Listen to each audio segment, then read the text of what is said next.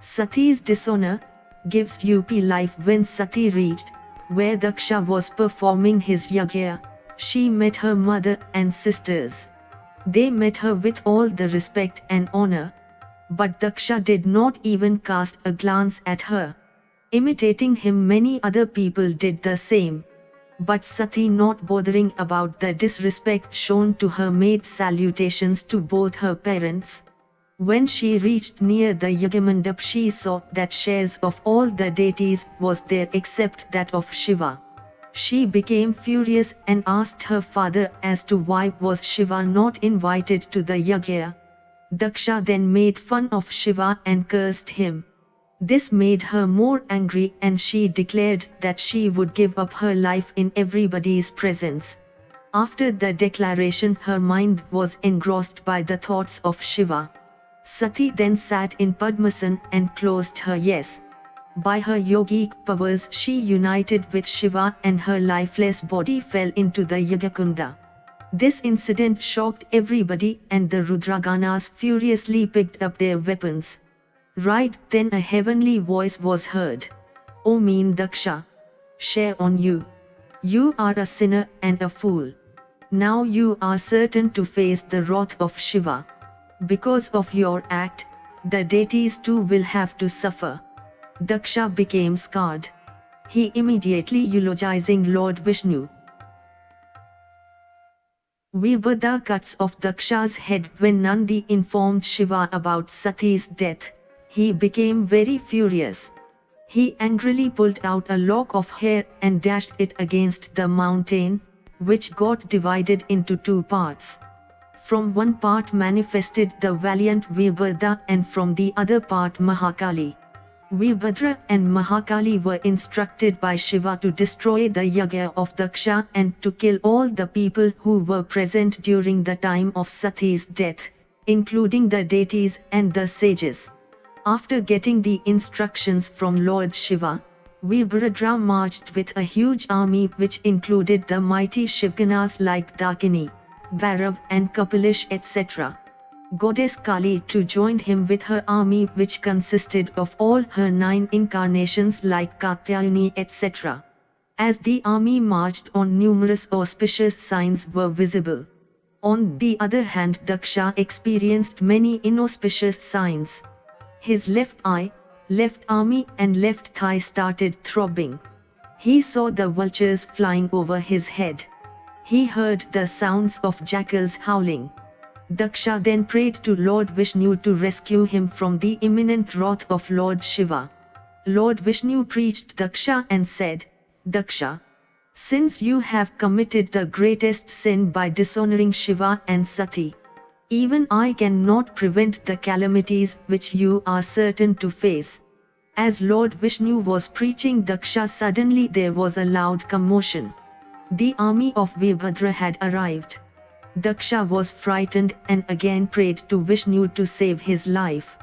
Lord Vishnu again expressed his helplessness and told him that because of him all the deities too would have to suffer. A terrible battle was fought between the armies of Virbhadra and the deities. The deities got defeated and fled away. They went to Lord Vishnu and sought his help. Lord Vishnu decided to fight on the side of the deities. The battle recommenced for the second time. Lord Vishnu, having a dual fight with Virbhadra and the deities, were fighting against his army. Suddenly everybody heard a heavenly voice which said that Virbhadra was invincible. Hearing this, Lord Vishnu and Brahma went to their respective abodes.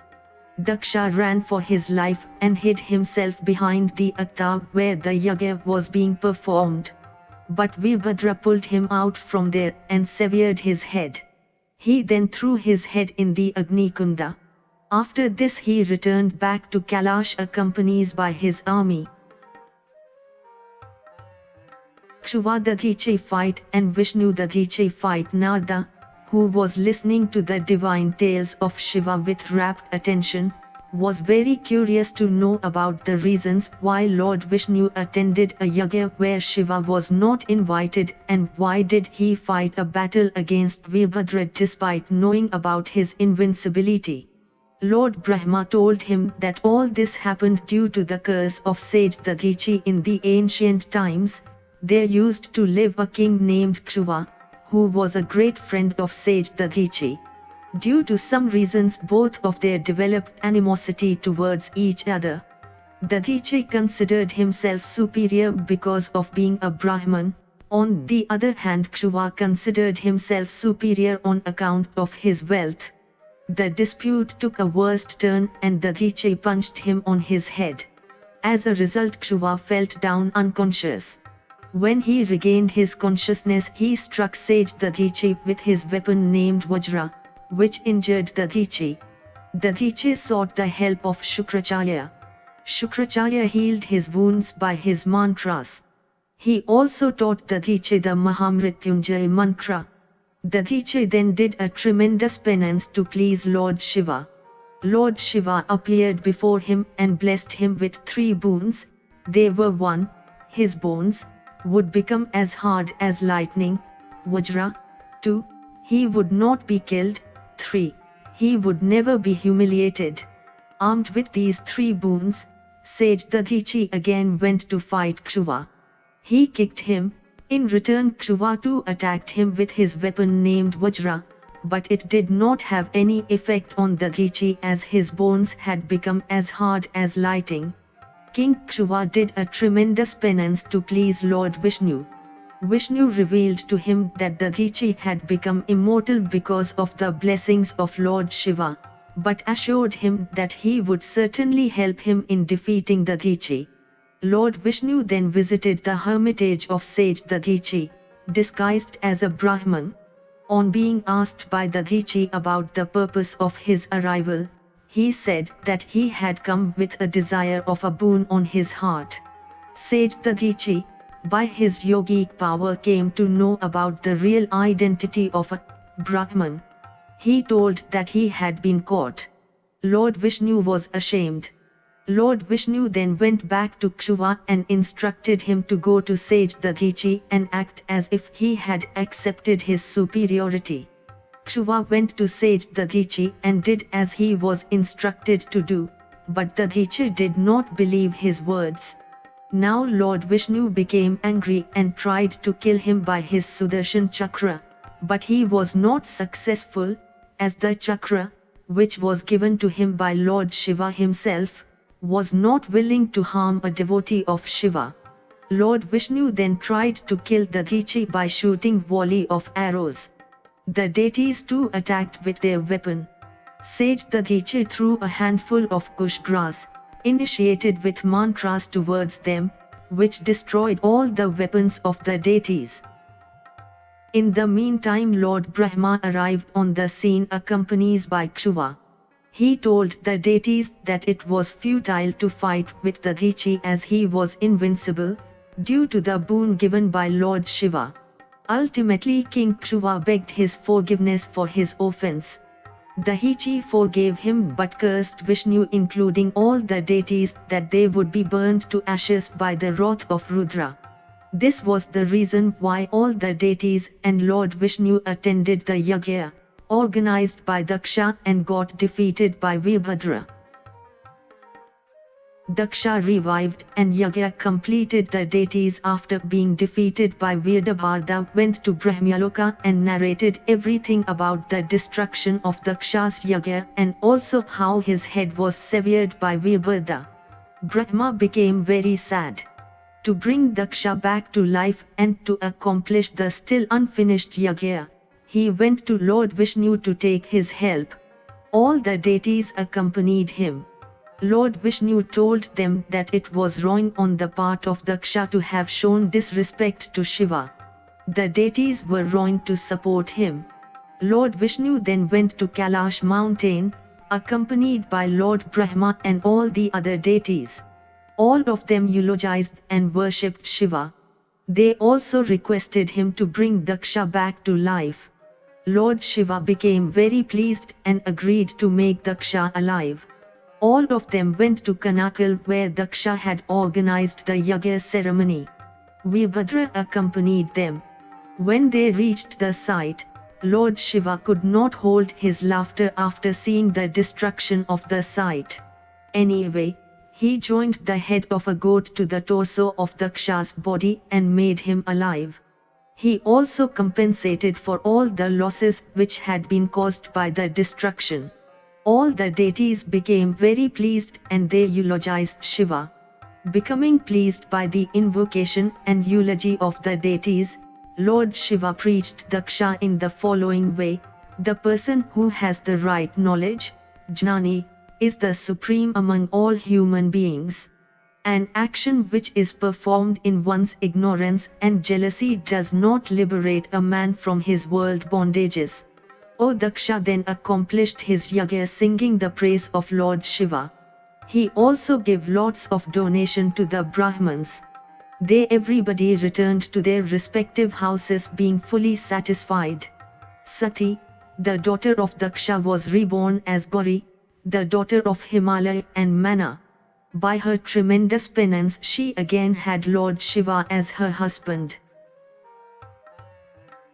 Parvatkhand Himalaya married Mana. Narada requests Lord Brahma to shed light on the birth of Mana and also too she was married with Himalaya. Brahma said, after relinquishing her body, Sati, the daughter of Daksha, attained to the abode of Shiva. In her next birth she was born to Mana, the wife of Himalaya, and was known as Parvati. Mana had done great service to Sati in her previous life considering as her own daughter. For this reason she was blessed and got Parvati as her daughter. Parvati did tremendous penance and got Lord Shiva as her husband. Continuing with his story, Brahma said, once Himalaya, the king of the mountains, decided to marry with the desire of expanding his lineage. The deities came to know about his desires and so they went to the Pitras and requested them to give their daughter, Mana, so that Himalaya could marry her. The Pitras agreed at this proposal. Thus Mana got married with Himalaya. After the marriage ceremony the deities returned back to their respective abodes. Daksha had 60 daughters. Sudha was one of them and was married to the Pitras. In due course of time 3 daughters were born to them, Mana, Ganya and Kalavati. Once all the 3 of them went to Svetadvipa to have a darshan of Lord Vishnu. Right then, sages like Sanak, Sanatan etc. arrived there. Everybody present there stood up in reverence, but Mana, Ganya and Kalavati could not identify who they were and hence they remained sitting. Not only that, they did not even make any salutations to them. The sages became angry and cursed them to be born as humans in their next birth. Mana, Ganya and Kalavati became very afraid and requested to be pardoned. Sages Sanak, feeling pity on them, told that Mana would become the wife of Himalaya in her next birth and give birth to Parvati. Similarly, Ganya would be married to King Janaka and Sita would be born to them. Similarly, Kalavati would be married to Vrishvan and Radha would be born to them. Sage Sanak also told them that in this way all 3 of them would attain to the heaven. Brahma told Narada that after getting married with Mana, Himalaya enjoyed a happy married life for a long time. Once, Lord Vishnu paid a visit to his place, accompanied by all the deities. Himalaya was very pleased by his arrival.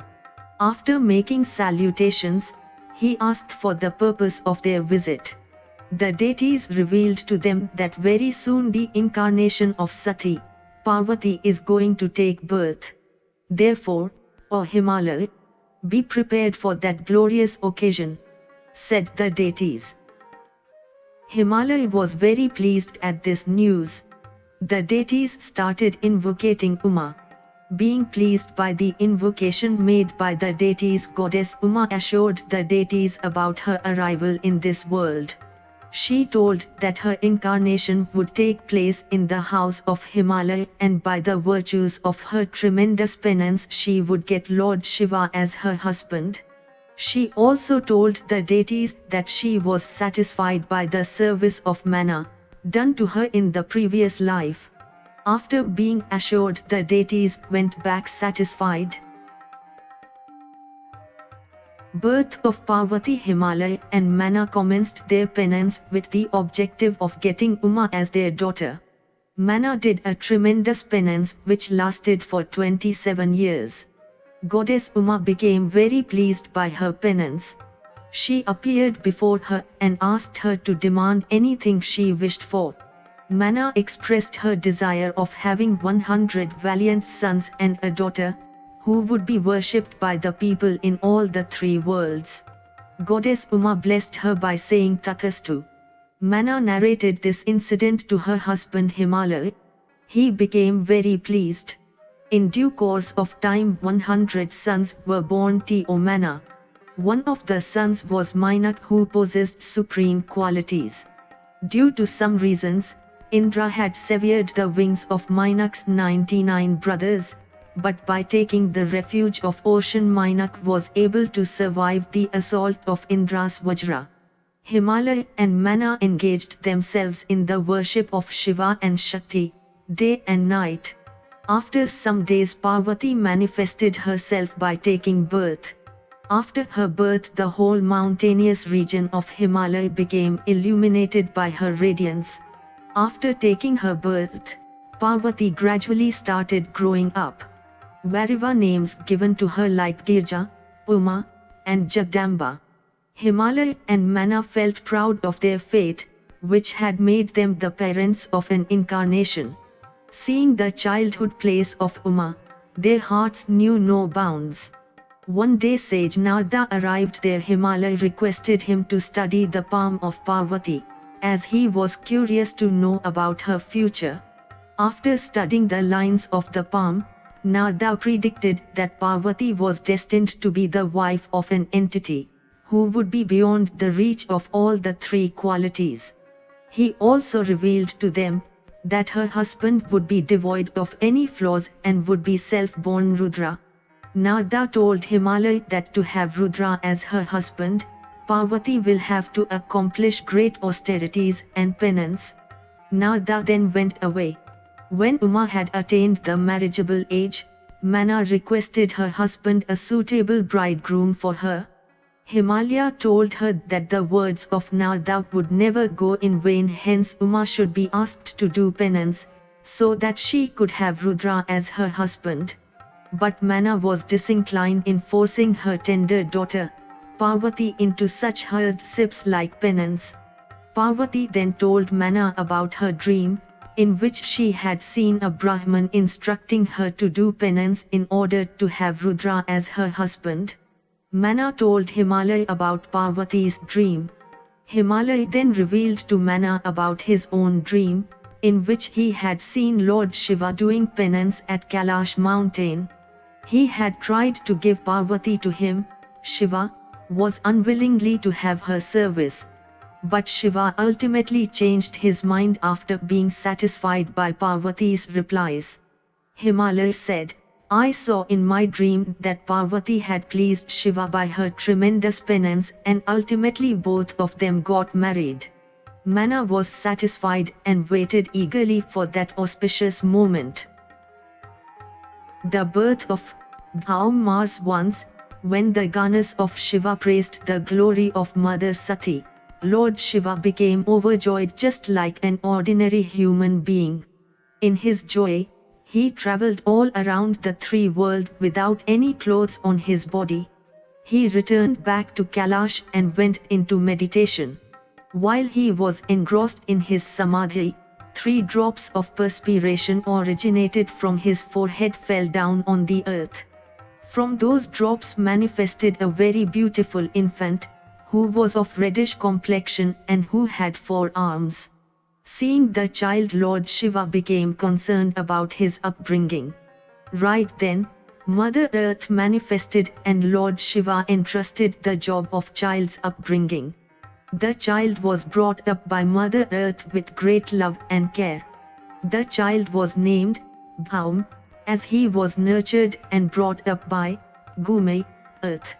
When the child grew up, he went to Kashi and did a tremendous penance to please Lord Shiva. Lord Shiva became pleased with him and blessed him by granting him Mangaloka, which was superior even to the Shukraloka.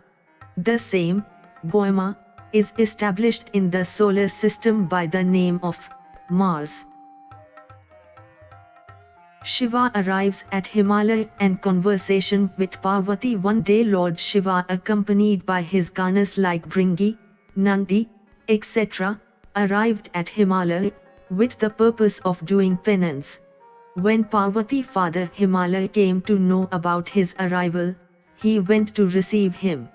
After he had made his salutations to Shiva, he was instructed by Shiva to see that he is not disturbed while doing his penance. Himalaya made all the necessary arrangements so that Lord Shiva could perform his penance without being disturbed. One day Himalaya arrived at the place where Lord Shiva was doing his penance. Parvati too came along with him. Himalaya requested him to keep Parvati, so that she could be at his service. Lord Shiva declined to keep her with him, fearing her presence might cause hindrance in the path of his penance. Now, Himalaya became very concerned about his daughter's future and wondered whether Parvati would remain unmarried. When Parvati saw her father becoming worried by Shiva's response, she decided to intervene. She said to Lord Shiva, "I am Prakriti, nature, and you are the Purusha, Almighty. You exist in the Sagun, form, with form, because of me. In my absence, you will find it impossible even to exist." Lord Shiva was impressed by her knowledge. He allowed her to be present near her. Himalaya and Parvati became very pleased. Parvati used to come daily at the place where Lord Shiva was doing his penance. Her companions too used to come along. She used to engage herself in the worship of Lord Shiva with great devotion. Though Lord Shiva was very much impressed by her devotion, but he decided that he won't marry her until she has proved her mettle by her tremendous penance. The deities were tormented by a demon named Tharixer. They went to Lord Brahma to seek his help. Lord Brahma sends Kamdeva to disturb the samadhi of Shiva, so that being influenced by him Shiva married Parvati and ultimately kills Tharixer. This attempt of Brahma was unsuccessful. Shiva burnt Kamdeva with the help of his third eye. Parvati then redoubled her effort to attract the attention of Shiva by engaging herself in a tremendous penance. The birth of Vajranganada was curious to know about Tharixer. He asked Brahma to narrate his tale. Brahma said, Kashyapada son of Marichi had 13 wives. Diti was the eldest among them. She was the mother of Hiranyakashipu and Hiranyaksha. Both her sons were killed by Lord Vishnu in his incarnations of Narasimha Simha and Varaha respectively. Diti became very sad by the death of her sons. After some time she again became pregnant, but the fetus was destroyed by Indra's weapon Vajra in the womb itself. However, Indra was not able to destroy the fetus completely, but was only successful in dividing the fetus into 49 parts. These 49 parts later on became famous as Marodganas. Again Diti gave birth of Vajrang, who was very valiant and brave. When he grew up, Diti ordered him to defeat the deities. With his mother's permission and blessings, Vajrang defeated the deities and held them captive. He fastened all the deities with strings and himself became the king of heaven. Seeing the pitiable state of the deities, Brahma, went to Vajrang accompanied by Kashyapa and requested him to free the deities. Vajrang agreed to free them but said he did not have any aspiration of becoming the king of heaven, he only wanted to teach a lesson to Indra. Vajrang returned the heaven to the deities. Later on the married Varangi who had been created by me, Brahma. While Vajrang was of virtuous nature, Varangi was met.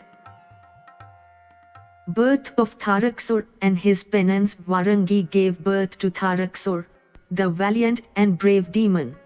During the time of his birth, the world was affected by inauspicious events like earthquakes, cyclones, etc. His name Tharixer was given by Kashyapa. After he grew up, Tharixer went to Madhuvan to do penance. His tremendous penance scarred the deities. Becoming pleased by his penance, Lord Brahma appeared before him and asked him to demand anything. Tharixer demanded 2 boons: there should be no man as powerful as him, and except Shiva's son nobody should be able to kill him. Lord Brahma blessed him by saying, Tathastu. After receiving the boons, Tharixer returned back to Ronitpur and was crowned as the king by Shukracharya. He then defeated the deities and drove them out from the heaven. Now it came under the rule of the demons. After being driven away from the heaven, the deities went to Lord Brahma to seek his help. They asked him as to how they could get rid of this menace called Tharixer. Brahma revealed to the deities that Tharixer could be killed only by such a person, whose parents are Shiva and Parvati. He also advised them to make efforts, so that Shiva agrees to marry Parvati. Lord Brahma then went to Tharixer, who had now become the king of heaven, and tried to convince him to return it back to the deities. Tharixer agreed to relinquish the heaven and give it back to the deities. The deities went back to the heaven. Kamdeva reduced to ashes by Shiva. Lord Brahma told Narada that the deities decided to send Kamdeva to influence Lord Shiva so that the marriage between him and Parvati is felicitated. Indra called Kamdeva and told him that the demon king Tharixer could be killed only by such a person who was the son of Shiva and Parvati. Indra instructed Kamdeva to arouse passion in Lord Shiva, so that he agrees to marry Parvati. Kamdeva, accompanied by his wife Rati, went to Lord Shiva to accomplish his mission. After reaching the place where Lord Shiva was engrossed in his meditation, Kamdeva made repeated attempts to arouse passion in the heart of Lord Shiva, but his actions were no avail. Right then, Kamdeva saw Parvati arriving accompanied by her companions. She was looking divine in her beauty. Just at that moment Lord Shiva too had come out of his meditational trance. Kamdeva thought that it was the most appropriate moment to have a go. Kamdeva struck Lord Shiva with his kambana, which did have a deep impact on him. Lord Shiva was struck by the awesome beauty of Parvati and his heart became full of passion for her. But at the same time he was surprised at the sudden change in his behavior. He realized that it was an act of Kamdeva. Lord Shiva looked all around him. He saw Kamdeva standing towards his left side, with a bow and arrows in his hands. Now he was fully convinced that it was indeed an act of Kamdeva. Kamdeva became terrified. He started remembering God. But before the deities could come at his rescue, the third eye of Lord Shiva got opened and Kamdeva was reduced to ashes. Parvati got scarred after seeing Lord Shiva in such a destructive anger. She went to her house along with her companions. Rati, the wife of Kamdeva, wept unconsolably. The deities arrived and consoled her by saying that by the grace of Lord Shiva, her husband would be alive once again. After that the deities went near Lord Shiva and did his worship. They told him that it was not the fault of Kamdeva, as he had acted in accordance with the aspirations of the deities. They also told him the mystery of Tharixer's death. The deities then requested him to make Kamdeva alive once again. Lord Shiva told the deities that Kamdeva would take birth as the son of Krishna and Rukmini in the era of Dwapar. A demon by the name of Shambha would throw him off in the sea.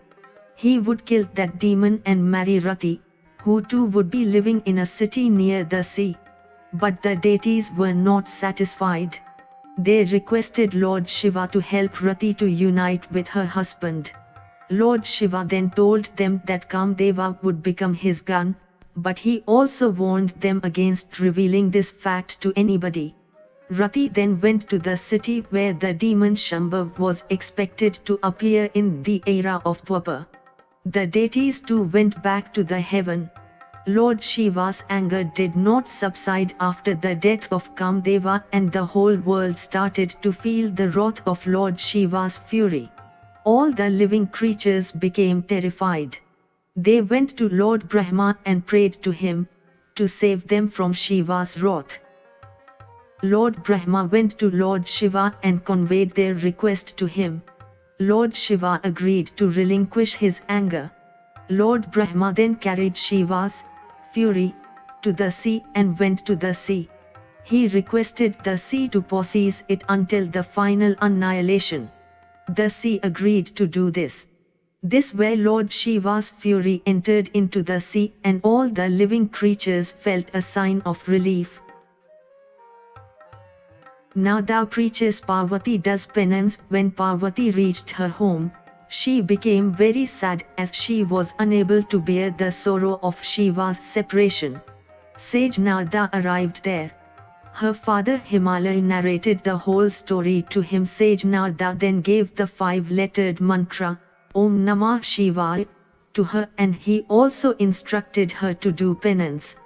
Parvati's heart was filled up with new enthusiasm. After taking the permission of her parents and relinquishing all of her ornaments and royal apparels, Parvati went to the same place where Lord Shiva himself had done penance. This sacred place was situated at the Himalayas, from where the holy Ganges originated. Parvati's companions too had accompanied her. Parvati commenced her penance, which gradually became severer day by day. She did penance for 3000 years by chanting the 5-lettered mantra Om Namah Shivaya and performing other kinds of austerities. Becoming impressed by her tremendous penance, even the deities flocked to see her. Parvati did her penance, surrounded by fire on all her sides during summer. In rainy season she did her penance without any shelter, and during winter she used to do penance by immersing herself in neck-deep water. Parvati's power created such heat in the atmosphere that the whole world started to burn.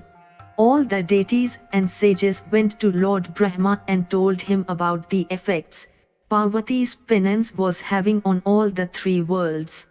Lord Brahma, accompanied by all of them, went to Vishnu. They visited the place where Parvati was doing her penance. They realized that Lord Shiva was the only remedy, and hence all of them went to Lord Shiva and made salutations to him. Lord Shiva inquired about the purpose of their arrival. Lord Vishnu then revealed to him that how distressed and tormented were the deities by the activities of the demon Tharixer. He also told Shiva that he could be killed by such a person, who is born out of the parentage of Shiva and Parvati. Lord Vishnu then told Shiva about Parvati's penance. Initially Lord Shiva refused to comply with their request, but when the deities continued with their insistence, he ultimately gave his consent. The deities became very pleased. Parvati's love for Shiva tested by Saptarishis and Shiva. After the deities went back, Lord Shiva summoned the Saptarishis, Vasishtha etc., and instructed them to test Parvati's love for him. The Saptarishis went to Parvati and tested her resolve to marry Lord Shiva. They tried to deter her by all means, but Parvati was firm in her resolve. They went back to Lord Shiva and narrated the whole story. Lord Shiva then himself went to Parvati in the guise of a Brahman. Parvati, on seeing a Brahman, welcomed her with full honor. Shiva asked Parvati as to why was she doing penance. Parvati told him that she wanted to have Shiva as her husband. Lord Shiva, who was in the guise of a Brahman, started cursing Shiva to see how Parvati reacted to it. Parvati replied that in spite of her penance Shiva did not appear, so she has decided to give up her life in burning fire. After saying like this, Parvati requested the Brahman to go back and she herself entered into the burning fire but remained unharmed. Lord Shiva was very pleased to see her firm resolve and devotion. He again asked her as to what was the purpose behind doing such a tremendous penance. Parvati told the Brahman, who in reality was Shiva himself, that she wanted to have Shiva as her husband at any cost. She said, "You say that Lord Shiva does not possess anything, not even wealth. He does not put on clothes on his body. You also say that he is not fit to be a bridegroom of me. But all of your utterances prove your mean intelligence." Parvati, continuing with her statements, said that Shiva was the most capable deity in all the three worlds. "There is no sin greater than condemning Shiva," said Parvati. As Shiva, who was in the guise of Brahman, was about to say something, Parvati said to one of her companions, "This condemner should be killed. If this is not possible, then we must leave this place at once." As she was about to leave that place, Lord Shiva revealed his true identity and by holding her hand said, "You have been my wife since time immemorial. Where are you going?" Parvati became very pleased and her heart was filled up with extreme joy. She requested him to take to her father regarding their marriage. Lord Shiva agreed. He went back to Kailash mountain and narrated the whole story to his Ganas, Nandi, Bhairav, etc. Everyone became very happy and awaited eagerly for the day Shiva would marry Parvati. Shiva demanded Parvati as his consort. Parvati, after successfully accomplishing her penance, came back to her home. Everybody was happy at her arrival. After some time, Himalaya went out to take his bath in the river Ganges. Meanwhile, Lord Shiva arrived in his appearance of Nataraj and started dancing in front of Parvati's mother Mana. She was so pleased by his dance that she wanted to present jewels to him in appreciation, but Shiva refused to take them. He expressed his desire to marry Parvati, which made Mana furious. In the meantime, Himalaya arrived and she informed him what Shiva had said. He became angry too and ordered his attendants to drive away Nataraj, Shiva, from that place. Shiva then showed his divine appearance, due to which Himalaya had the vision of Lord Vishnu and Parvati sitting by the side of Lord Shiva in him. Himalaya was very surprised. Lord Shiva again demanded Parvati to be made as his consort, but Himalaya in his ignorance again refused it. Nataraj then returned back to his abode. After Shiva went back, Himalaya had a feeling that perhaps it was Lord Shiva himself, who had arrived in the appearance of Nataraj. He realized what a grave blunder had been committed. Because of their guilt consciousness, both Mana and Himalaya felt the germination of devotion in their heart. Indra and the other deities became afraid when they saw both Himalaya and Mana having deep devotion towards Lord Shiva. They apprehended that if Himalaya happily agrees to marry Parvati with Shiva, then he would no longer live on the earth, he would attain salvation. His departure would make the earth devoid of jewels and other kinds of wealth. To prevent this from happening, they went to Brihaspati and requested him to influence Himalaya's mind by condemning Shiva. But Brihaspati refused to comply.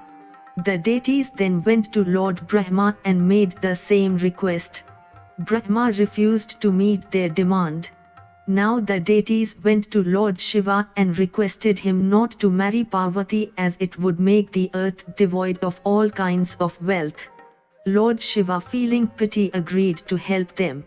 Lord Shiva went to Himalaya in the guise of a hermit and started cursing himself, Shiva.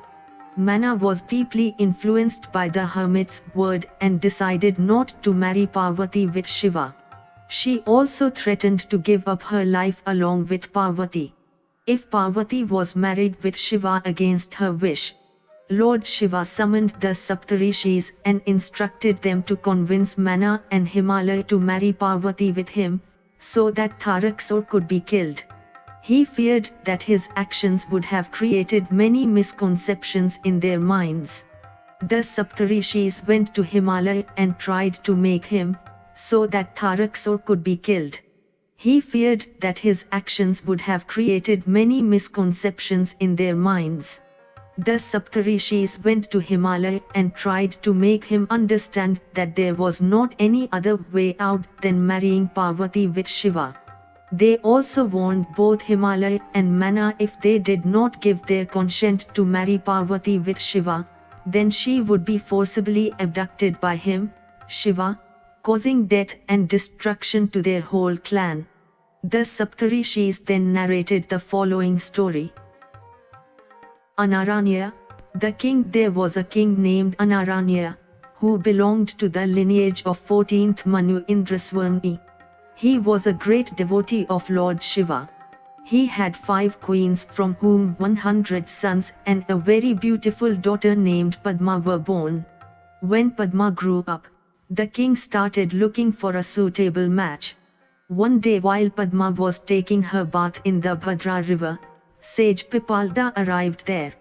He became enchanted by Padma's beauty.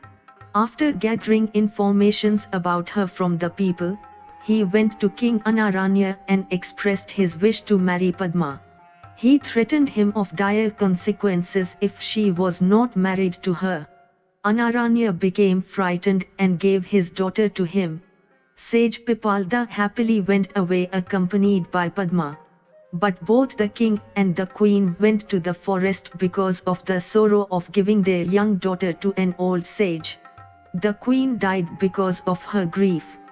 The king, because of his deep devotion towards Shiva, attained to the abode of Shiva. Padma and Pipala, on the request of Himalayas, sage Vasishtha, who was one of the Saptarishis, narrated the story of Padma the princess and sage Pipala. At the time of his marriage, sage Pipala was old and weak, but still Padma devotedly performed the duties of a faithful wife. To test her faithfulness towards her husband, Dharmaraj arrived at the bank of that river where Padma was taking her bath. He was in the guise of a young and handsome prince. He coaxed Padma to leave behind her old husband and come along with him. Padma became furious and cursed him. Dharmaraj became very pleased and revealed his true identity. He also asked as to how the effects of her curse could be nullified.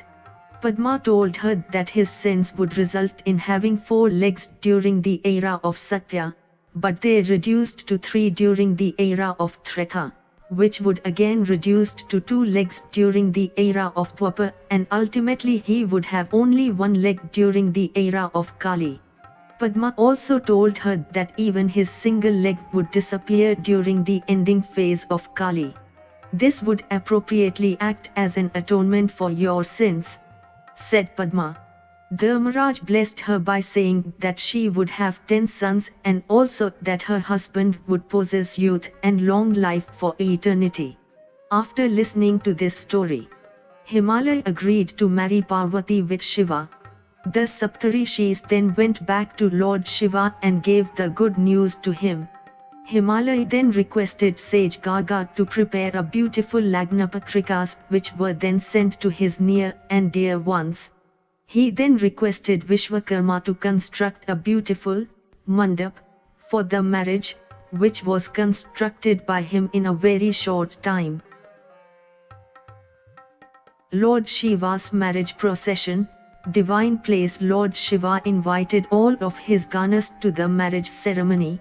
He also instructed sage Narada to intimate all the deities, sages and the celestial entities. After getting the invitation from Shiva, everybody started making preparations to be a part of Shiva's marriage procession.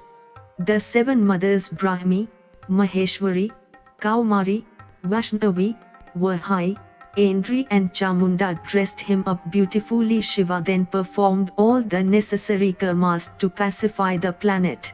At last this wonderful marriage procession of Shiva proceeded towards the in-laws' house. Shiva proceeded with his marriage procession, which consisted of crores of his Ganas and deities like Vishnu who were boarded on their vehicles. Even Narada and Lord Brahma were present in his, Shiva's, marriage procession. First of all, Shiva sent Narada to Himalaya's house to inform him about their marriage procession arrival. Himalaya sent his son Mainak to receive them.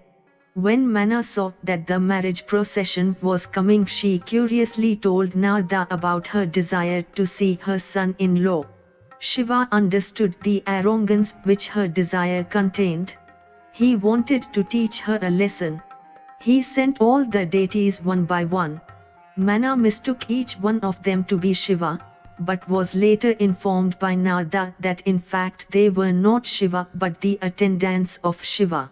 Mana was very delighted and wondered how handsome the master, Shiva, must be, if the attendants were so handsome. Right then Shiva arrived with his Ganas, his body coated with ashes on it. His Ganas too were looking ferocious. Mana could not bear this horrible sight and lost her consciousness. The maid servants arrived instantaneously and helped Mana to regain her consciousness. She started crying and cursing everybody she thought was responsible for her daughter's marriage with Shiva. Nobody was spared: Narada, the Saptarishis and even her own sons. She even admonished Parvati by saying, "Did you do severe penance to get such a horrible husband like this, Shiva?" Lord Brahma and Narada tried to console and convince her, but it was of no avail. When Himalaya tried to intervene, he was soundly rebuked. Mana threatened him that if this marriage took place then it would be the last day of her life. At last Lord Vishnu arrived and tried to pacify her anger by saying that her anger was baseless as she had not seen the real appearance of Shiva, which bestows benediction. Lord Vishnu and Narada then eulogized Shiva, who on being pleased showed his most enchanting beauty. Mana now became fully satisfied. Himalaya too felt proud of her daughter's good fortune. At last Shiva entered the mandap, canopy, where marriage ceremony was going to be organized. He saw Parvati sitting there. Both of them were very delighted to see each other. After the marriage ceremony was over, Sage Garg helped Himalaya in performing the rite of Kanyadan, amidst the chantings of Vedic mantras. The women were singing auspicious songs. Himalaya presented large quantities of dowry to Shiva. Parvati's companions were engaged with Shiva in jocular and humorous conversation. Rati, the wife of Kamdeva, seeing the moment opportune, arrived and requested Shiva to bring back her dead husband back to life. Her wailings made the other goddesses very sympathetic towards her.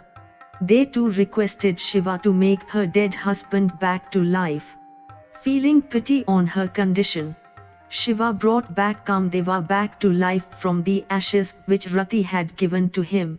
On seeing her husband alive, Rati's heart was filled up with extreme joy. Both of them eulogized Lord Shiva and expressed their gratitude. After the marriage ceremony was over, the marriage processionists sought the permission of Himalaya to make a move, but he requested them to remain there for some more days. Shiva's departure with Parvati to Kailash. Shiva remained at his in-laws' house for many days. One day he sought the permission of Himalaya to go back. Everybody became sad at the prospect of Shiva's departure. Especially Mana, who was very saddened by this news.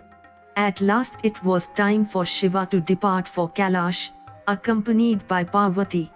Lord Shiva and Parvati were blissfully enjoying their martial status, unaware of the eagerness with which the deities were awaiting the arrival of their progeny.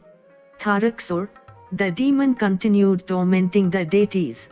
When their miseries became unbearable, they went to Lord Brahma to seek their help. All of them then went to Lord Vishnu. They told him that even after passing of such a long duration of time, Parvati and Shiva had not yet become parents. They requested Lord Vishnu to remind Shiva about the purpose behind his marriage. Initially, Lord Vishnu showed his disinclination to disturb Shiva's martial bliss, but when the deities insisted, he went to Shiva accompanied by all of them. All of them eulogized Shiva and Parvati. The deities then requested Shiva to make his contribution in the destruction of Tharixer. Shiva understood everything. Some drops of his semen fell down on the ground. On being insisted by the deities, Agni transformed appeared in the form of a pigeon and picked up those drops of semen. Right then Parvati arrived there and became extremely furious on seeing the semen going waste. She cursed the deities that their respective wives would remain issueless as the consequences of their mindless acts. Agni was having inflammation in his stomach because of the Shiva's semen. Lord Shiva advised him to transfer it into the womb of any noble woman. Agni followed the instruction and injected the semen into the body of 6 women through the pores of the hair on their body. Those women could not bear the extreme luster of the Shiva's semen. They went to Himachal and evacuated it. Even Himachal could not bear its extreme effulgence and immersed it into the flowing Ganga. River Ganga carried it with her current and established it amidst bushes of reed, Sarkanda. Instantaneously a beautiful child manifested from it. His birth made all the deities extremely joyous, including Shiva and Parvati. It was the 6th day, bright half of the lunar month, of the Hindu month of Margashirsha. He was Kartikeya. Kartikeya sage Vishwamitra arrived at the spot where the child had manifested. On the repeated insistence of the child, Vishwamitra performed his purification rites and named him Guha. The divine child blessed Vishwamitra and bestowed divine knowledge to him. He also blessed him to become famous as Brahmarshi. Agnideva arrived there and gave a divine weapon named Shakti to that child. Guha went to the Kroncha mountain and banged his weapon on it. The mountain could not bear the effect of the blow and started crumbling down. Innumerable demons living on that mountain came to kill him. But the child killed all of them by his weapon.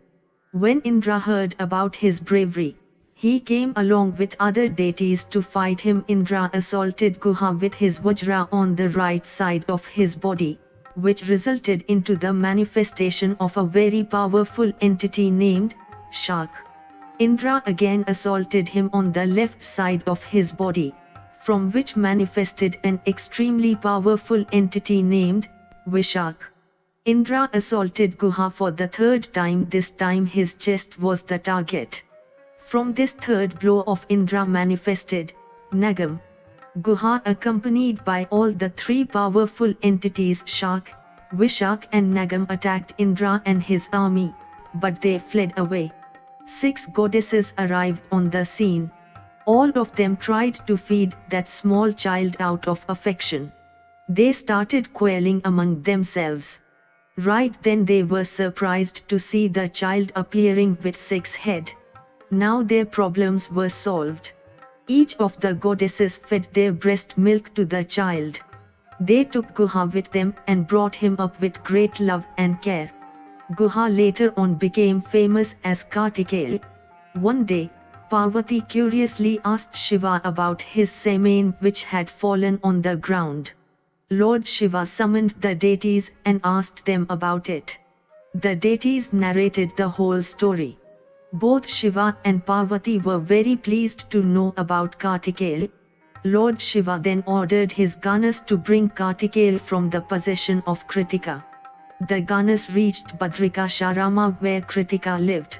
When Kritika saw the Ganas, she became very frightened, but Kartikeya gave him solace. The Ganas requested Kartikeya to come along with him.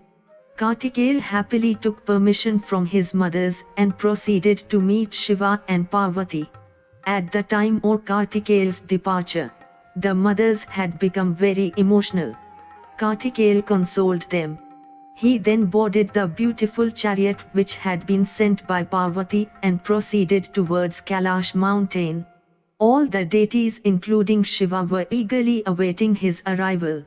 When Kartikeya reached Kailash mountain, he was given a royal reception. The whole atmosphere was filled up with joy. Everybody was celebrating. Each of the deities presented him their respective weapons to him. Lord Shiva coronated him as the king with the help of the Brahman. This way he had now become the lord of Kailashpuri. Kartikeya narrated a story connected with himself. One day a Brahman, whose name was Narada, came to me and requested me to help him find his he-goat which had got lost. He told me that the goat was supposed to be offered as the sacrifice. If the goat was not found, my vow would remain unfulfilled.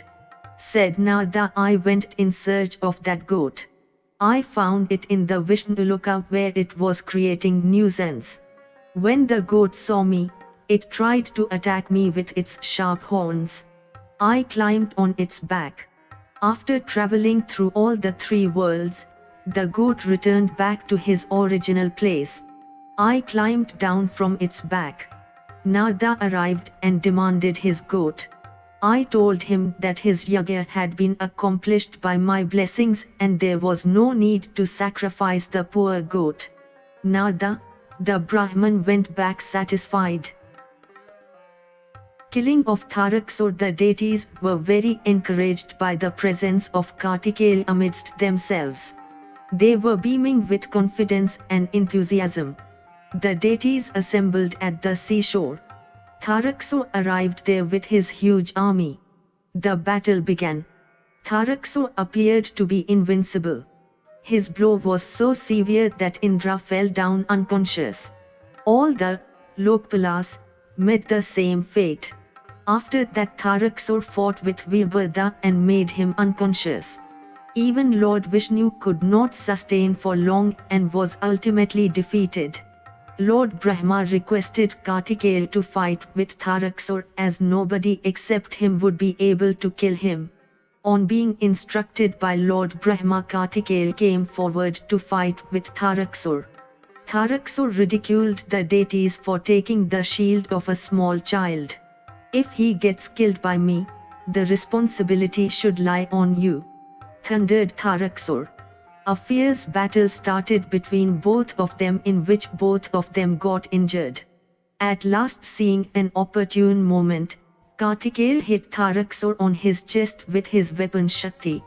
The blow proved to be fatal and as a result Tharixer died. Kartikeya's feat was hailed by all the deities. After killing Tharixer, Kartikeya went to Mother Parvati, who affectionately took him into her lap. He was eulogized by all the deities. Killings of Prahlad and Banasur. The mountain, Kronch, who was tormented by the activities of the demon named Banasur, went to Kartikeya and narrated his woeful tales. Kartikeya threw his weapon, Shakti, in the direction which Banasur lived. The weapon banged right on target and returned back to him. Banasur was burned to ashes. Kronch went back being very pleased.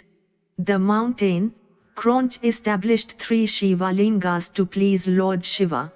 The names of these 3 Shiva lingas were Kumareshwar, Pratigeshwar and Kapleshwar. Once upon a time, The deities were trying to reach the abode of Lord Shiva Kailash mountain. Their preceptor Brihaspati was walking ahead of all of them. Meanwhile, a demon by the name of Pralamp started creating turbulence. After being tormented by his activities, Kumud, son of Sheshnag, took Kartikeya's refuge. Kartikeya killed the demon with his divine weapon, Shakti. Ganesh once Narada had a desire to listen to the tales of Ganesha. Brahma replied, there were various Ganeshas in different kalpas. During the period of Shveta Kalpa, Ganesha was born to Shiva and Parvati, when they went to Kailash mountain shortly after their marriage.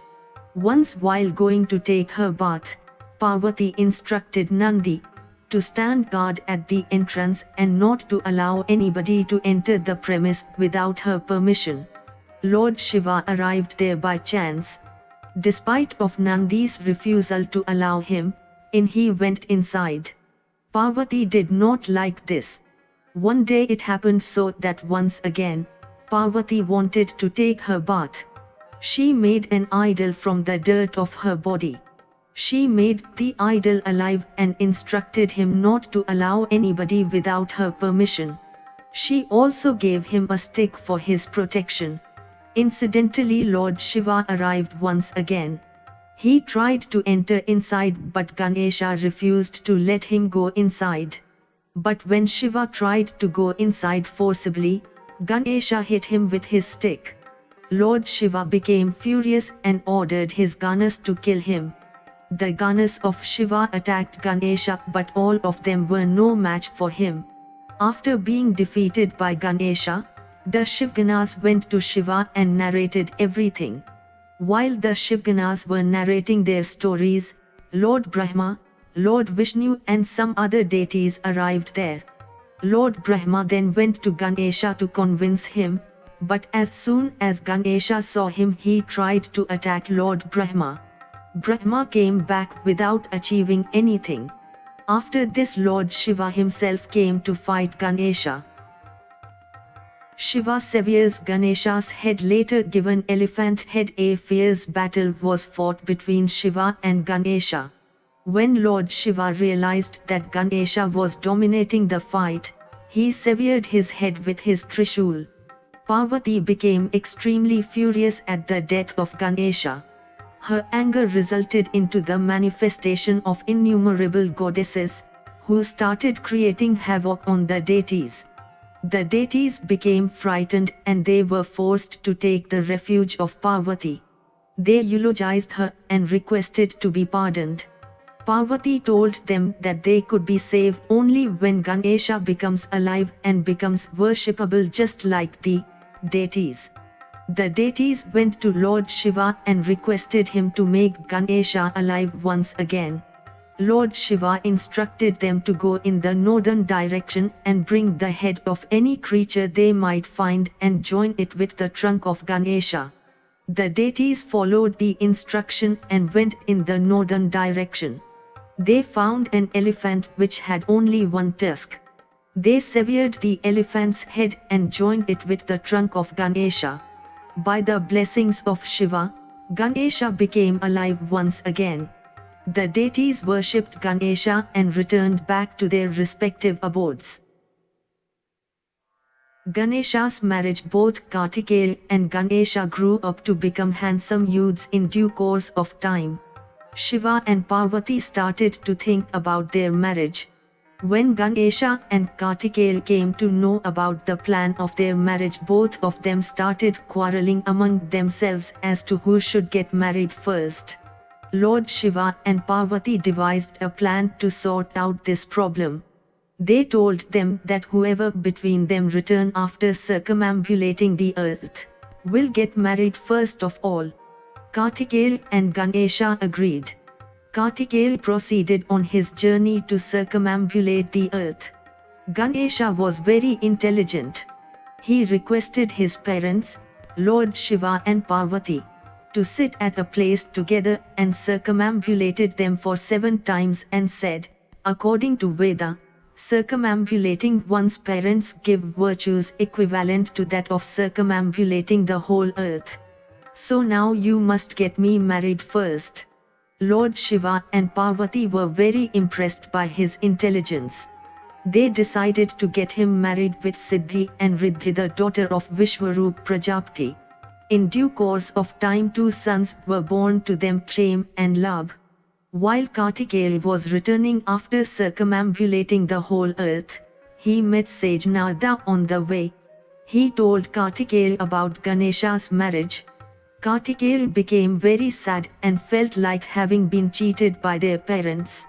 When Kartikeya reached Kailash mountain, he made salutations to Lord Shiva and Parvati and without saying anything, went to Kronch mountain to do his penance. Parvati was very sad. She went to Kronch mountain to meet Kartikeya accompanied by Shiva. When Kartikeya saw them coming, he moved to another place. Lord Shiva and Parvati followed him and ultimately met him. Both these places have religious significance. Having a darshan of Kartikeya on the full moon day of Kritika Nakashatra is considered to bestow immense auspicious and destroys all the sins of a man. Yudhkand Tripurasur. The 3 demons. Narada requested Lord Brahma to narrate how Lord Shiva annihilated the demons. Lord Brahma narrated the tale of Tripurasur. After the killing of Tharixer, 3 of his sons started doing their penance. The eldest among them was Tharixer, younger to him was Vidyunmali, and Kamlaksha was the youngest. I, Brahma, became very pleased by their tremendous penance.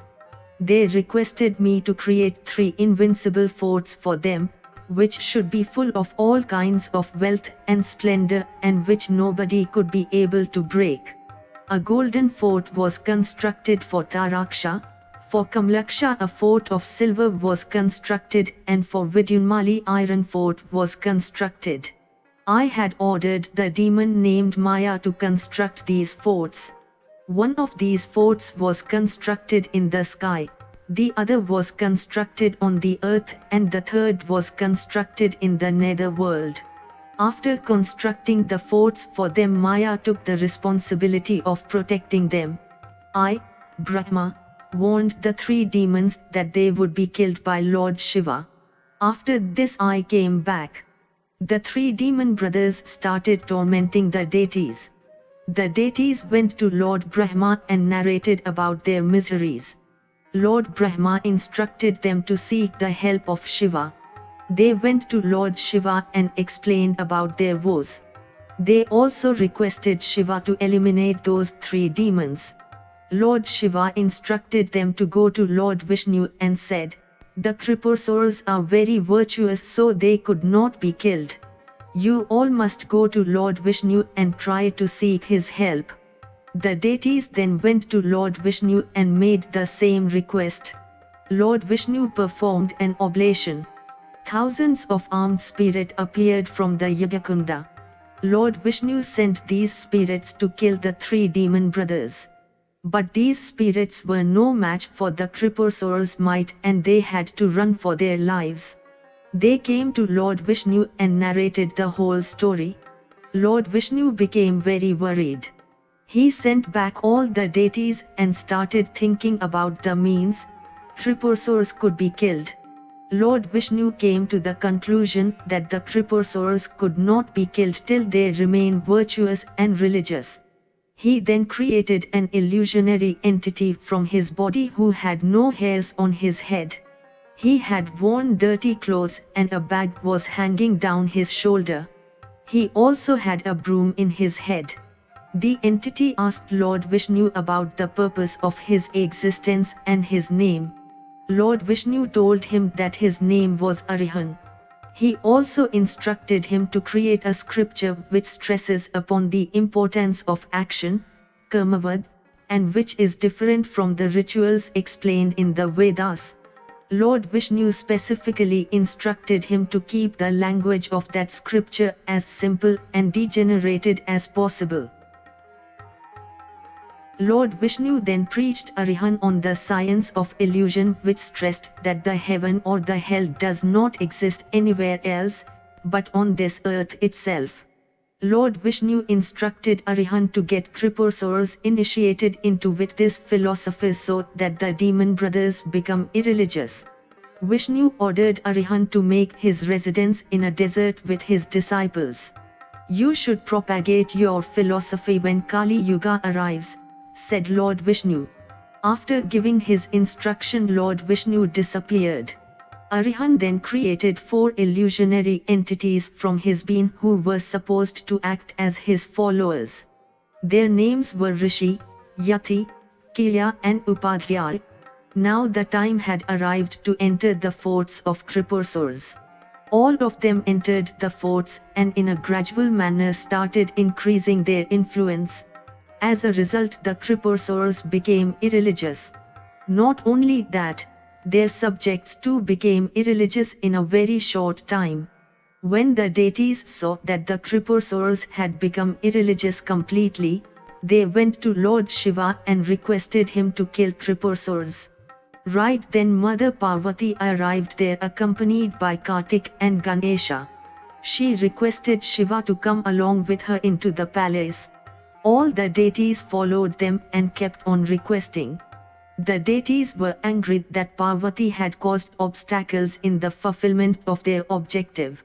They could not conceal their anger and expressed it. One of the Ganas of Shiva, whose name was Kumbhodha, angrily attacked the deities. All of them got injured and went to Lord Vishnu. Lord Vishnu advised them to chant the 5-lettered mantra, Om Namah Shivaya, for 1 crore times. The deities followed the instruction.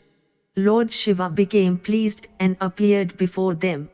He assured the deities that their wishes would be fulfilled. Killings of Tripurasurs. When Shiva agreed to kill the demon brothers Tripurasur, the deities became extremely joyous. They gave their respective weapons to Shiva, so that he did not have any difficulty in killing the demons. Vishwakarma gave his beautiful chariot to him. Lord Shiva proceeded towards the forts of Tripurasur followed by a huge army of the deities. His army entered the forts of his bow, but he was not able to release it. He remained in this position for 1000 years, but still he was not successful in releasing his arrow. Lord Shiva then worshipped Ganesha and heard a heavenly voice instructing him to use his weapon, Pashupat. Lord Shiva released it in the direction of the forts of Tripurasur.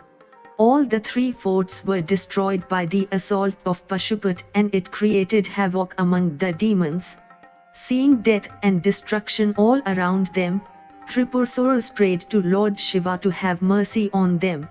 Lord Shiva assured them that after their death they would be born as his Ganas. At last Tripurasurs were burned to death. Maya was the only demon who survived. After their death the Tripurasurs were privileged to be reborn as the Ganas of Shiva. After the killings of 3 demons Tripurasur, Lord Shiva's anger had still not subdivided. The anger was pacified only after the deities and the sages prayed to him. He blessed the deities by saying that he would always be present on their side to protect them. Maya, who had survived the Shiva's attack, arrived there, and he too was blessed by Lord Shiva. After that Arihant arrived with his followers and worshipped Shiva. Lord Shiva blessed him and his followers. After taking permission from Lord Vishnu, Arihant proceeded towards a desert region accompanied by his followers. After receiving the boon, the deities too received to their respective abode. Lord Shiva spares the life of Indra. Sudha narrates the following story to the sages. Once upon a time, Indra was going towards Kailash mountain to have a darshan of Lord Shiva. Sage Brihaspati was accompanying him. Lord Shiva came to know about his arrival. He wanted to test his devotion towards him. While both Indra and Brihaspati were still on their way, Lord Shiva met them on there in the guise of a hermit. Indra did not recognize Shiva, who was sitting on the way disguised as a hermit. Indra inquired as to who he was and where he lived. Lord Shiva sat quietly without saying a word. Indra repeatedly asked the same question, but each time Shiva remained quiet. Indra became furious and tried to attack Lord Shiva with his Vajra. Lord Shiva paralyzed the raised hands of Indra by his divine power. Shiva's eyes had reddened due to anger, which made Indra very frightened. Sage Brihaspati was able to recognize the real identity of the hermit as to who he was. He made salutations to Lord Shiva and requested him to pardon Indra. Lord Shiva became pleased and diverted the power of his radiant eyes to the ocean. This way Indra's life was spared by Shiva. Lord Shiva then returned to Kailash mountain. Indra and Sage Brihaspati to Kailash mountain. Indra and Sage Brihaspati too returned to their respective abodes. Manifestation of Jolanda the effulgence, which had been divided by Lord Shiva into the ocean, resulted into the manifestation of a small child. This incident happened at the place where river Ganges submerged into the ocean and which is also known as Gangasagar nowadays. The child was crying so ferociously that an environment of fear was created everywhere. The deities and the sages went to Lord Brahma to satisfy their curiosity. Lord Brahma assured them to find out the reason. He went to the seashore. The sea put the child in his lap and inquired about the name of that child and also about his future. Meanwhile, the child pressed Lord Brahma's neck with such power that tears rolled down from his eyes. For this reason he named the child as Jolanda. Lord Brahma told the sea that the child will become the mighty ruler of the demons. No deity would be able to kill him except Shiva. The sea was very pleased by Lord Brahma's predictions. After Lord Brahma returned to his abode, the sea brought that child to his home and brought up that child with great love and care. When Jolanda grew up, he married Vrinda, who was the daughter of Kalnemi. Later on he became the ruler of the demons. Battle between Jolanda and the deities. One day Sage Bhrigu came to meet Jolanda. After receiving him with due respect, Jolanda asked him as to who severed the head of Rahu. Sage Bhrigu then told him about Hiranyakashipu, who was the maternal uncle of Rahu. Sage Bhrigu also told him about Virochana, the son of the extremely charitable King Bali. Then Sage Bhrigu narrated the tale connected with the churning of ocean and how ambrosia emerged from the churning of the ocean. Sage Bhrigu told Jolanda how Rahu's head was severed by Lord Vishnu, while he was sitting among the deities and at the time when ambrosia was being distributed to all the deities. Jolanda became very furious after hearing this story. He summoned one of his messengers whose name was Kasmar and instructed him to go and ask Indra as to why had he misappropriated all the wealth of his father, sea, which emerged during the churning of sea. He also instructed Kasmar to warn Indra about the dire consequences unless he takes his, Indra's, refuge. But Indra sent back Kasmar without any specific assurance. This action of Indra made Jolanda more angry than before. He collected his army and attacked Indra. A fierce battle was fought between his army and the army of the deities. Many warriors got killed from both the sides. Shukracharya, the guru of the deities, brought back the dead warriors from the demon side back to life by his Mrita Sanjeevani Vidya. Similarly, Sage Brihaspati brought back the dead warriors from the deities' side back to life with the help of medicinal herbs. When Shukracharya saw that Sage Brihaspati too was successfully making the dead deities alive, he instructed Jolanda to submerge the Drongiri mountain into the sea, so that it becomes impossible for Brihaspati to get the medicinal herbs by the help of which he made the dead deities alive. Jolanda obeyed the command of Shukracharya and by lifting the Drongiri mountain submerged it into the sea. The deities became demoralized and fled from the battlefield. Jolanda captured Indrapuri. The terrified deities took the refuge of Lord Vishnu and sought his help. Lord Vishnu gave a patient hearing and agreed to help them, but there was a hitch. His consort goddess Lakshmi considered Jolanda as her brother because both of them originated from the sea. She instructed Lord Vishnu against killing Jolanda. Lord Vishnu promised to her that he won't kill Jolanda. After giving his word to goddess Lakshmi, he went to fight a battle with Jolanda. A fierce battle was fought between both of them which remained indecisive till the end. Lord Vishnu became very much impressed by the valiance of Jolanda and asked him to demand any boon he liked. Jolanda requested him to make his dwelling in the Kshayasagar the abode of Jolanda, along with his sister, Lakshmi.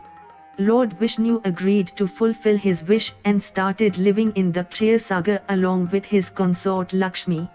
Being undefeated by Lord Vishnu himself, Jolanda became the ruler of all the three worlds. All his subjects were satisfied by his just and virtuous rule, except the deities. The deities now eulogized Lord Shiva to seek his help in defeating Jolanda. According to the wish of Lord Shiva, sage Narada came to meet the deities. The deities narrated their woeful tales to him. Feeling pity on their condition, he went accorded a grand reception by Jolanda which pleased him very much. Narada praised the splendors and prosperity of Jolanda but added that it was nothing in comparison to Shiva's splendors. Narada told him that in spite of all his authority and splendors, his prosperity was still incomplete, as he did not have a consort. Jolanda asked curiously as to where could he find his consort. According to his strategy, Narada advised Jolanda to make Parvati as his consort. Jolanda fell into Narada's trap. He sent Rahu to Lord Shiva with a proposal to part with Parvati. Rahu went to Lord Shiva and demanded Parvati, which made Lord Shiva extremely furious. His anger resulted into the manifestation of a ferocious creature, which ran towards Rahu to devour him. Rahu had no option but to take the refuge of Lord Shiva. Lord Shiva protected the life of Rahu. The hungry creature asked Shiva as to what should he eat to satisfy his hunger. Lord Shiva instructed him to devour his own limbs. The creative followed his instructions and devoured his limbs. Lord Shiva was very pleased by his sense of obedience. He named that creature of his palace. He also blessed him saying that he too would be worshipped along with him, Shiva. Battle between Lord Shiva and Jolanda. Rahu went back to Jolanda and narrated the whole story to him. Jolanda then attacked Kailash mountain with his huge army. A fierce battle was fought between the Shivaganas and the demons. When Jolanda realized that Lord Shiva had begun to dominate the battle, he created beautiful Apsaras and Gandharvas by his illusionary powers to divert the attention of Lord Shiva and his Ganas. He was successful in his attempt. Lord Shiva and his Ganas became enchanted by the heavenly beauty of the Apsaras. They stopped fighting and started watching their dance and music. Meanwhile, Jolanda went to Parvati in the guise of Lord Shiva but was recognized by her. Being enchanted by the beauty of goddess Parvati, he looked at her with his evil intentions, but was immobilized by her wrath. Mother Parvati then went to Lord Vishnu and narrated the whole story. She wanted to teach Jolanda a lesson. She requested Lord Vishnu to go to Jolanda's wife in the guise of Jolanda and act in the same way Jolanda had dared to do. Vrindagatha dishonored with the help of his divine powers. Lord Vishnu created many inauspicious dreams while Vrinda was asleep. Vrinda became very restless, and when the anxieties became unbearable, she proceeded towards the forest. Vrinda saw a hermit in the forest who was preaching his disciples. The hermit was none other than Lord Vishnu. She went to that hermit and prayed to save her husband's life. Lord Vishnu disappeared from the scene and reappeared, this time in the guise of Jolanda. But Vrinda was unable to recognize the real identity of her husband. She was very pleased after finding her husband. Both of them stayed in that very forest as husband and wife for a very long time. One day, she came to know about the real identity of the person who was impersonating as her husband. Realizing that her chastity has been breached, she cursed Lord Vishnu by saying that just as he had played a deceitful trick with her, in the same way somebody would deceitfully abduct his wife and he too would wander in her search. After cursing Lord Vishnu, Vrinda embraced death by entering into the fire. Killing of Jolanda on the other side. After the departure of Parvati from Kailash mountain and after the illusionary powers created by Jolanda had ended, all the Apsaras and Gandharvas vanished. Shiva realized that whatever he was watching was nothing more than illusion. Lord Shiva recommenced his battle. The demons Kshung and Nishung came forward to fight with him, but ultimately they had to flee from the battlefield. Lord Shiva warned both of them that though they had escaped death at that moment, but they would be killed by Parvati. Now Jolanda again arrived to fight with Lord Shiva. A fierce battle commenced between them. Finding an opportune time, Shiva severed the head of Jolanda by his chakra, which had been created from his toe. After his death, Jolanda's soul united with Shiva. When the deities came to know about the killing of Jolanda, they became overjoyed. They came to Lord Shiva and eulogized him.